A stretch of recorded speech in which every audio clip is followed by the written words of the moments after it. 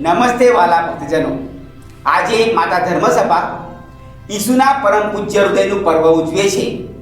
ઈસુનું પરમ પૂજ્ય હૃદય એટલે માનવ જાતિ માટે ઘવાયેલ હૃદય, ક્રૂસ પરથી વહેતી દયા, પાપીઓથી નિરાશ થયા વિના વહેતી કરુણા અને ખોવાયેલ ઘેટાની ફિકર કરતા હૃદયનું પ્રતીક છે. ઈસુનું હૃદય આજે આપણને તેમના પ્રેમને જગતમાં પરિવર્તિત કરવા માટે આહ્વાન કરે છે. ઈસુના પૂજ્ય હૃદયના પર્વની વિધિવત ઉજવણી ધર્મસભામાં ઘણા વર્ષ પછી શરૂ થઈ.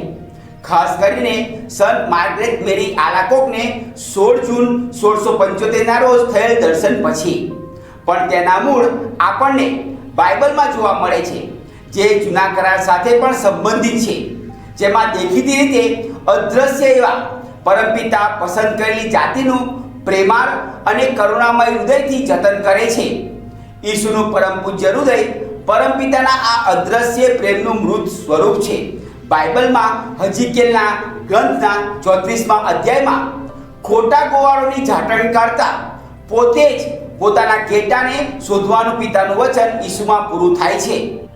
આજે આપણે ઈસુના પૂજ્ય હૃદયની ભક્તિથી ઈસુના વચન મુજબ ભક્તોને પ્રાપ્ત થતા 12 વરદાનોની યાદીની જાણકારી મેળવીએ.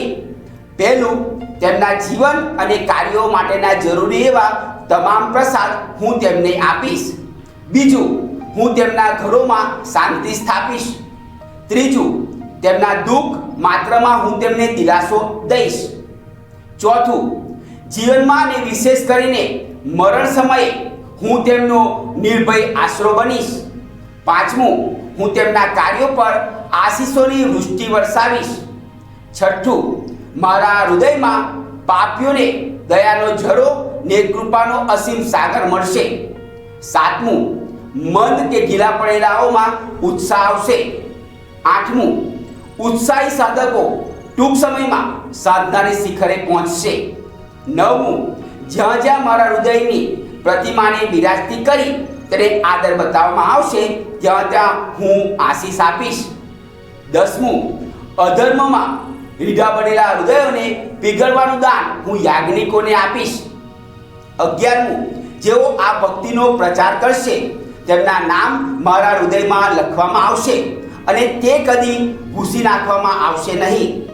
12મું, મારા હૃદયની અત્યંત રહેમથી હું વચન આપું છું કે જેઓ સતત 9 મહિના સુધી પ્રથમ શુક્રવાર પાળી પરમપ્રસાદ આરોગશે તેઓ મારા પરિપ્રબળ પ્રેમના પ્રતાપે અંતિમ પશ્ચાતાપની કૃપા પામશે.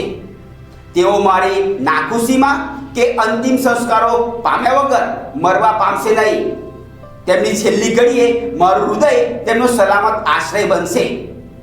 આજના શુભ સંદેશનો પ્રારંભ ઈસુ દ્વારા ઈશ્વરની સ્તુતિ સાથે થાય છે, જે ઈસુ એટલા માટે કરે છે કે પોતાને ડાહ્યાને ચતુર સમજનારા એવા શાસ્ત્રીઓ અને ફરોશીઓ ઈસુની સાચી ઓળખ મેળવવામાં નિષ્ફળ ગયા હતા. પણ જેઓ અબૂધ અને નિરક્ષર હતા એવા તેમના શિષ્યોને ઈસુના ઈસપુત્ર અને આવનાર ખ્રિસ્ત તરીકેની ઓળખ થઈ હતી. આવું થવાનું કારણ એ હતું કે ફરોશીઓ અને શાસ્ત્રીઓ પાસે ઈસુના શિષ્યો જેવી હૃદયની સરળતા અને નિખાલસતા નહોતી. તેઓ તેમના જ્ઞાનના ઘમંડમાં કશું સ્વીકારવા તૈયાર જ નહોતા. ઈશ્વરમાં શ્રદ્ધા એટલે સંપૂર્ણ સમર્પણ. શિષ્યોની જેમ જ જેઓ ઈસુના એક જ સાથથી તેમની પાછળ ચાલી નીકળ્યા હતા. ઈશ્વર જ્યાં સુધી આપણી સમક્ષ પ્રગટ ન કરે ત્યાં સુધી આપણે કશું જ સમજી શકતા નથી. શુભ સંદેશના બીજા ભાગમાં ઈસુ તેમના રાંક અને નમ્ર હૃદયથી થાકેલાઓ અને ભારથી કચડાયેલાઓને આરામ અને સાતા મેળવવા આમંત્રણ આપે છે.